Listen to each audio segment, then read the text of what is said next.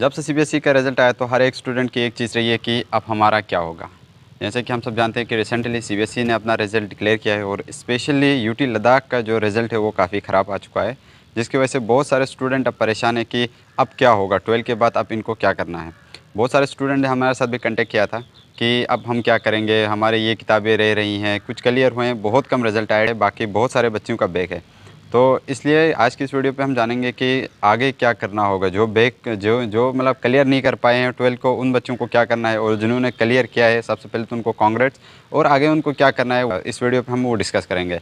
तो hello guys, मैं हूं बाउद्दीन, वेलकम करता हूं आपके और एक नए वीडियो पे।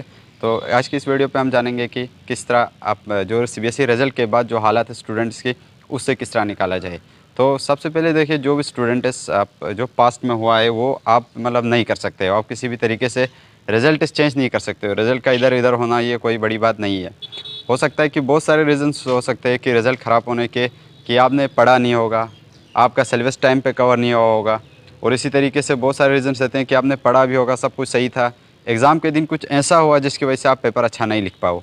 तो बहुत सारे एक्स्ट्रा रीज़न्स आपके हो सकते हैं कि बट एट द एंड जो रिज़ल्ट आपके पास आया है उसको आपको एक्सेप्ट करना होगा और आगे का प्लानिंग अभी से करनी होगी।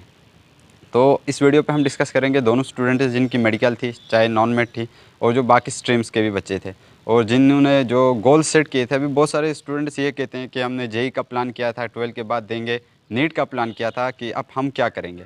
तो देखो, नॉर्मल है, अभी उन प्लान्स पे अभी भी काम कर सकते हो, क्योंकि आपका 12th ड्रॉप हुआ है, 12th आपका क्लियर नहीं हुआ है, और जिनका क्लियर हुआ है उनके लिए कांग्रेट्स। और जिस हिसाब से उन्होंने गोल सेट किए थे 11th पे, वो उसी गोल को लेके आगे आराम से मूव ऑन करो, आराम से फॉरवर्ड करो, फोकस रहो अपने गोल के साथ।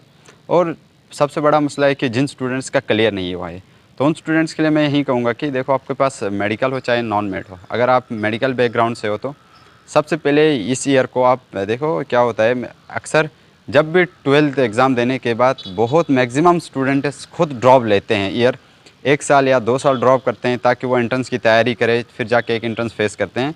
मैक्सिमम स्टूडेंट्स ऐसा करते हैं। अब आपके साथ अनफॉर्चुनेटली ये हुआ है कि ऑटोमेटिकली आपका ड्रॉप लग चुका है, तो आप इसी ईयर को ऐसे ड्रॉप यूज़ कीजिएगा। मतलब अगर आप फॉर एग्ज़ाम्पल नीट की तैयारी करने का आपका प्लान था, आगे जाके नीट देना है, तो आप इस ईयर पे पूरा टारगेट रखो कि आपको सबसे पहले क्वालिफाई करना है किसी भी तरीके से 12th, क्योंकि आप सीबीएसई आया है।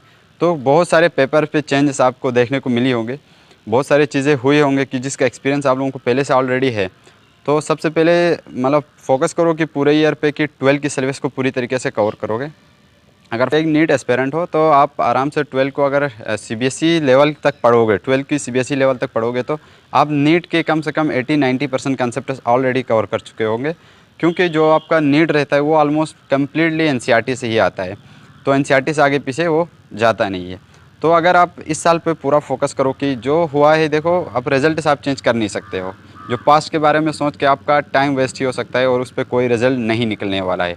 तो आज से फोकस करो कि इस साल को ऐसे ड्रॉप ईयर इस्तेमाल करो, और पूरा ईयर आपके पास है। अब तो शायद आई थिंक बैक होने के बाद एडमिशन भी नहीं मिलती है कॉलेज पे, अगर नहीं मिलती है तो पूरा होल डे आपका रहेगा।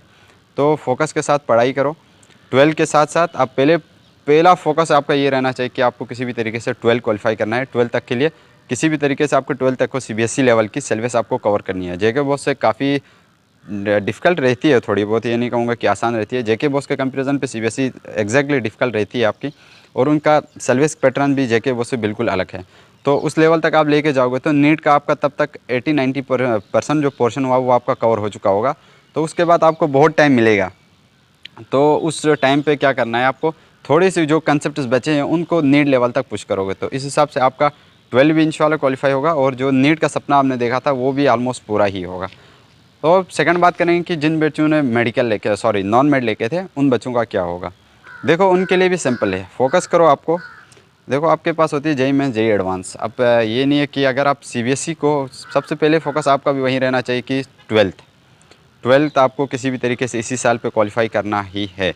तो उसके लिए सबसे पहले अपनी सिलेबस, सीबीएसई के सिलेबस को देखो और सिलेबस को पूरा पढ़ो 12 तक के लिए। 12 तक के लेवल के लिए आप जब सिलेबस को आप 12 लेवल तक पढ़ोगे तो आपके 90 से 95% जो है जेई मेंस का जो कोर है वो आपका ऑटोमेटिकली कवर हुआ होगा, क्योंकि जेई मेंस एक ऐसा रहता है कि जो ऑलमोस्ट 90 से 95% आपकी एनसीईआरटी बेस होती है। जो आप सीबीएसई के सिलेबस पे पढ़ते हो उसके कम से कम रिलेटेड नहीं तो उससे थोड़ा मैं कहूँगा कि कुछ 5 या 6% ऊपर रहता है, ज़्यादा नहीं रहता है। अगर आप सीबीएसई लेवल तक पढ़ोगे तो आप मेंस पे अच्छा स्कोर कर सकते हो, सिर्फ सीबीएसई मतलब 12th की पूरी सीबीएसई लेवल तक पढ़ के भी। सीबीएसई के सिलेबस ही पढ़ोगे कम्प्लीटली तो भी आप मेंस पे अच्छा स्कोर कर सकते हो। उनके लिए एक चीज़ रहती है कि मेंस के बाद उनको एडवांस देना होता है। तो एडवांस पे क्या होता है, आपके हाई कंसेप्ट्स होते हैं, तो उसके लिए आपको क्या मिलेगा, जब आप सीबीएसई पूरी कवर करोगे, जेईई मेंस भी दो दोगे, तो 12 के साथ साथ कुछ अगर टाइम बाद में बचेगा तो जो उनके भी कंसेप्ट्स बचेंगे उनको आप एडवांस तक खींच सकते हो। और एडवांस की एक अच्छी बात ये रहती है कि आप एडवांस के टाइम पे सेलेक्टिव पढ़ाई कर सकते हो।